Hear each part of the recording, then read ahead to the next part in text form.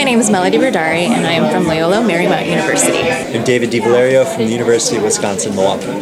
Hi, my name is Amy. I'm from Eckerd College. Hi, my name is Frances Garrett. I'm the director of the Center for Buddhist Studies, and we're thrilled to be hosting the conference on teaching Buddhist studies in Toronto this February 2020. Why do we think that experiencing Buddhism means experiencing meditation?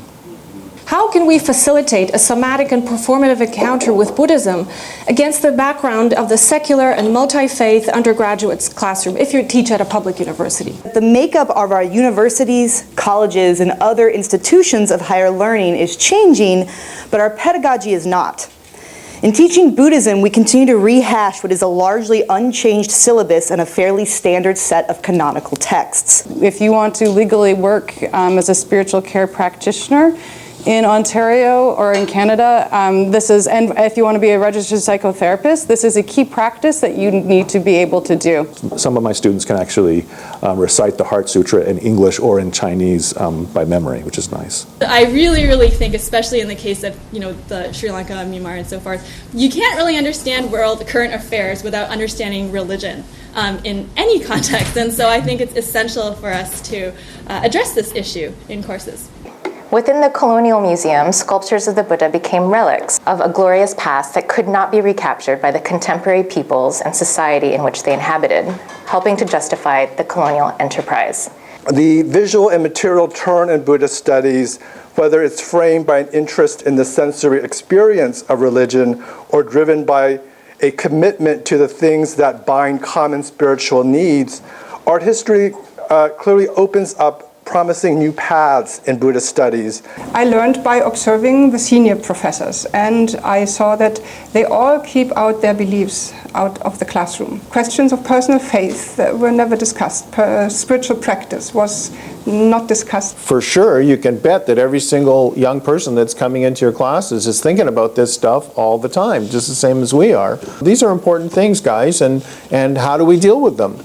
That's what we're here for, real-world solutions to real problems. I hope that the seminar would help students realize that it is necessary to deal with religious developments in China and to incorporate them into our thinking. Meditation and/or mindfulness is commonly prescribed for the adult mentally and physically well, but also for the depressed, the sick, and the dying. Mindfulness is prescribed for soldiers, veterans, prisoners, and athletes. Meditation and/or mindfulness is even for elementary schoolers. Because you're learning stuff and then you go and you're like, there it is. And it's the most exciting thing. To do this for such young students who really at the beginning of their trajectories, it's like passion just pumped right into their system. And it is the coolest learning experience I've ever been able to witness as a teacher. So they were teaching things like shamatha, basic stabilization, meditation, mindfulness, things like that.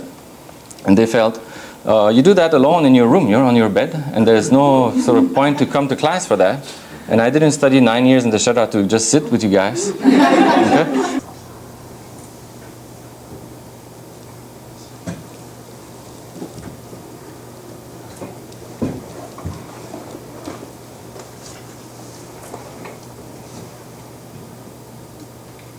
Hi, I'm Sarah Richardson from the University of Toronto. I work at the Robert H. N. Ho Family Foundation Center for Buddhist Studies, and we're hosting this conference on teaching Buddhism in higher education.